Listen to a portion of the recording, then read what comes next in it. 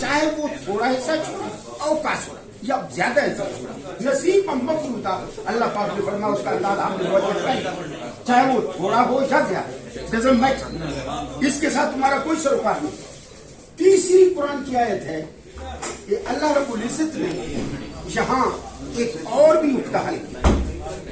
आजकल Hindustan specially in सब country और बड़े सगीर में वालिदैन बहुत बड़ा जुल्म करते हैं कि वो बच्चियों के हिस्से पर शबखून मारते हैं और उनके ख्याल में ये होता है कि बच्चे हमारे ज्यादा काम आएंगे और बेटे हमारे ज्यादा काम नहीं आएंगे। अल्लाह पाक ने इस उक्दे को भी देखा। रब्बुल इज्जत ने जिस तरह कल भी मैंने अर्ज किया कि जब वो तख्लीक करता है तो उसकी कमजोरियों को और उसकी कामयाबियों को साथ ही जिक्र कर देता है,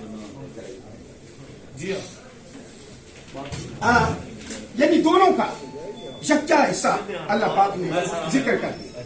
फरमाया कि थिंक, ये सोचो, ये थिंक है ये आयत करीमा का हिस्सा, क्या कि बेटी या बहन या भाई उनमें से तुम्हें कौन ज्यादा नफा देगा। अल्लाह पाक फरमाते मैं तुमसे पूछता हूँ, आबाओ को अबनाओ को ला तदरूना, तुम्हारे बाप दादा और तुम्हारे बेटे ला तदरूना नहीं जानते, अय्युहुम अक़रबु लकुम नफ़ा, कि उनमें से रिश्तों में से कौन उन्हें ज्यादा नफा देगा, बेटी देगी या बेटा देगा। लेकिन अनफॉर्चुनेटली हम अपने दिमाग से काम लेते हुए बेटियों के हिस्से पर शबखून मार के, बहनों के हिस्से पे शबखून मार के, और अगर बहन कह दे कि मैं हिस्सा नहीं देती तो उसको बदनाम करते हैं।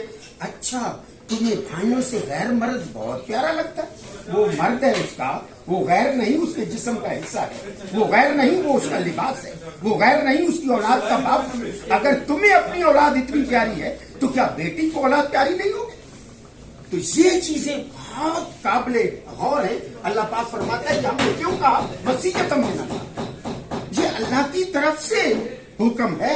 वल्लाहु अलीमुन हलीम, अल्लाह इल्म वाला भी है और हिल्म वाला भी है, जो वो जानता है हम नहीं जानते। वल्लाहु यालमु अंतुम ला तालमून, अल्लाह वो जानता है जो तुम नहीं जानते। मैं कुरान से तफसीर कर रहा हूँ, अभी हदीस की तरफ नहीं आया। तो ये विरासत के मुतालिक अल्लाह पाक के इतने फराहमी, अभी मैंने उनका हिस्सों का जिक्र नहीं किया, अभी अहमियत पर मैं आप बात कर रहा हूँ, हिस्सों का बाद में जिक्र आएगा। सबसे पहले तो आपके ज़हन में ये हो कि विरासत कितना जरूरी है, इसको समझें। क्यों? इसलिए कि आलम दो है, एक है हयात, एक है ममात। आलम के कितने हिस्से हैं? दो। एक है हयात जिसमें हम गुजर रहे हैं, और एक है ममात, मरने के बाद। विरसा जो तकसीम होता है वो मरने के बाद जान जो शुरू होता है उसकी तकसीम होती है। इसलिए हजूर सल्लल्लाहु अलैहि वसल्लम ने क्या इरशाद फरमाया कि तुअल्लिमुल फराइज़, ये ज़बील फराइज के जो हिस्से हैं इन विरसों को समझो और पढ़ाओ, क्योंकि फ़इन्नहा निस्फुल इल्म, ये इल्म का हाफ है, हाफ हयात है, हाफ ममात है। जिंदगी में भी एक पूरा जहान है जिसमें आदमी गुजारता है, और मरने के बाद भी पूरा जहान है। इसलिए इस जहान के मसाइल को तुम समझो।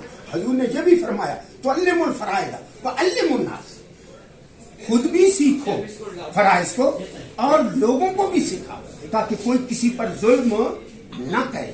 मैं हैरान होता हूँ कभी कभी, पहले बड़े हाजी मैंने देखे, तस्वीर रोलने वाले, दाढ़ी रखे हुए और बड़े बड़े नेक लोग, लेकिन जब हिस्से की बात आती है तो उनके कान खड़े हो जाते हैं, वो बेटी को हिस्सा देने के लिए तैयार नहीं होते। बाज लोग तो शादियां भी नहीं करते, इसलिए कि कहीं हमारी जायदाद हिस्सा न चला जाए, और कुरान के साथ निकाह कर देते हैं। ला हौला वला कुव्वता इल्ला बिल्लाह, कुरान पढ़ने के लिए, निकाह के लिए नहीं। कितना बड़ा जुल्म।